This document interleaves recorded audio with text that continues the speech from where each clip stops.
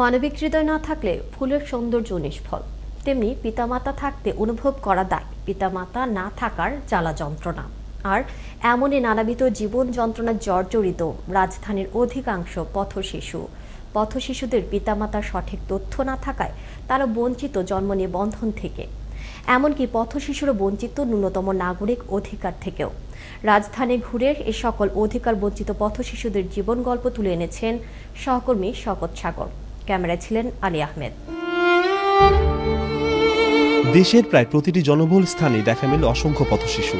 কোমলমতি এসব শিশুরা মারাত্মক স্বাস্থ্য ঝুঁকি নিয়ে মানবেতর দিন কাটাচ্ছে সড়কের পাশে অথবা খোলা আকাশের নিচে। প্রায় প্রতিটি মৌলিক অধিকারের পাশাপাশি ভাসমান এসব শিশুরা যাতায়াতের ক্ষেত্রেও অবহেলিত, গণপরিবহনে বঞ্চিত হচ্ছে সব রকম নাগরিক সুযোগ সুবিধা থেকে। দুঃখ কষ্ট যেন নিত্যদিনের সঙ্গী তাদের। এখন আমরা যে কোনো হোটেল ঢুকতে গেলে আমগরে মানুষের এখানে বসে যাইব না, মার্কেটে মার্কেটে যাই কিনা আঙ্গ ঢুকতে দেয় না ভিতরে, কি গাড়িতে উঠতে দেয় না, আঙ্গরে কোন থাকা যায় না। আমার কাম ছিল কদিন ভালো ছিলাম, পরে যে কারণ ভ্যাটেরিয়া পড়া পায় না, আমার মাত্র লেগে আমি পড়ছি। অনেক পথশিশুরই নেই পরিবারের সঠিক কোনো তথ্য, যে কারণে এদের অনেকেরই হচ্ছে না জন্ম নিবন্ধন। আবার বাবা মার পরিচয়পত্র না থাকার ফলে অনেক শিশু হারাতে বসেছে তার জন্মগত অধিকার, তার মাতৃভূমির নাগরিকত্ব। আমি আমার আড়িপাড়ার ভাতের লেগে জন্ম নিবন্ধন করার লেগে আজকে 7-8 বছর ধরে দৌড়াদৌড়ি করতেছি, আমি কোনো জায়গায় যেতে পারি না। আমার কোনো আইডি কার্ডও নেই, আমার বাচ্চার বাবারও নেই, তার জন্য আমরা বাচ্চাদের জন্য জন্ম কার্ড বানাইতে পারতেছি না। আমার জামাইরও আইডেন্টি কার্ড নাই, আমারও আইডেন্টি কার্ড নাই দেখে তাই জন্য আমরা জন্ম কার্ড করতে পারিনি।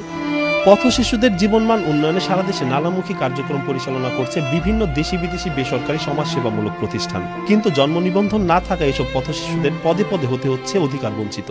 সর্বশেষ 2022 সালে ইউনিসেফের তথ্য অনুযায়ী বাংলাদেশের টোটাল পথশিশুর সংখ্যা 9,79,728 জন। বাংলাদেশের প্রেক্ষাপটে পথশিশু আসলে তাদের সুনিশ্চিত অধিকার ভোগ করতে পারছে না। নানাবিধি কারণ রয়েছে, এর মধ্যে অন্যতম একটি কারণ হচ্ছে জন্ম নিবন্ধন। পথশিশুরা তারা তাদের জন্ম নিবন্ধনটা পেলে তারা তাদের অনেক ক্ষেত্রে তাদের অধিকার সুনিশ্চিত হবে, যেমন বিশেষ করে শিক্ষা ক্ষেত্রে, চিকিৎসা ক্ষেত্রে বা তাদের নির্দিষ্ট থাকার যে বাসস্থানগুলো। এ সকল অধিকার বঞ্চিত শিশুদের কষ্ট নিরসনের পাশাপাশি তাদের একটি সুন্দর ভবিষ্যৎ উপহার দিতে সরকারি পদক্ষেপের কোনো বিকল্প নেই বলে মনে করেন সুশীল সমাজ। এদের জীবন কিন্তু সুন্দর, এদেরকে যদি পরিপূর্ণভাবে পরিচর্যা করা হয় এদের জীবন কিন্তু এরকম না। এরাও ভালো কিছু করতে পারে, এরাও ডাক্তার ইঞ্জিনিয়ার হইতে পারে। এদের কোনো মা বাবা নাই, এরা পথে ঘাটে থাকে, এদের শারীরিক যে চাহিদাগুলো এগুলো ওরা পায় না।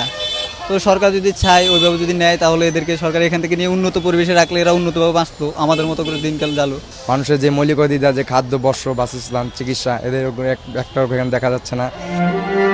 অবহেলিত এসব পথশিশুরা এদেশেরই সন্তান, আর নাগরিকত্ব তাদের অধিকার। পথশিশুদের এই নাগরিক অধিকার বঞ্চিত হওয়ার জন্য জন্ম নিবন্ধন করতে না পারাকে কারণ হিসেবে দেখছেন এই আইনজীবী। জন্ম নিবন্ধন যদি পথশিশুদের নিশ্চিত করা না যায় তাহলে তাদের যে সকল মৌলিক অধিকার রয়েছে সেই সকল মৌলিক অধিকার বাস্তবায়নের জন্য সবচেয়ে বড় ধরনের একটি বাধা হয়ে যায়। তাহলে রাষ্ট্রের কাছ থেকে সে যে সিকিউরিটি পাওয়ার কথা ছিল সে কিন্তু সেই সিকিউরিটিগুলো পাবে না। অর্থাৎ তার যদি পরিচয় আমরা আইডেন্টিফাই করতে ব্যর্থ হই তাহলে তাদের কিন্তু একটা মৌলিক অধিকারই নষ্ট হয়ে যায়। সুবিধা বঞ্চিত শিশুদের কল্যাণে নেওয়া হয়েছে সরকারি নানা উদ্যোগ, জানালেন এই কর্মকর্তা। শিশুদের সুরক্ষা এবং উন্নয়নের লক্ষ্যে গণপ্রজাতন্ত্রী বাংলাদেশ সরকারের সমাজ কল্যাণ মন্ত্রণালয়ের সাথে ইউনিসেফ বাংলাদেশ দীর্ঘদিন ধরে কাজ করছে। Birth and death registration authority যে আছেন কর্তৃপক্ষের সাথে আমাদের নবযোগদানকৃত মহাপরিচালক নির্দেশনা দিয়েছেন।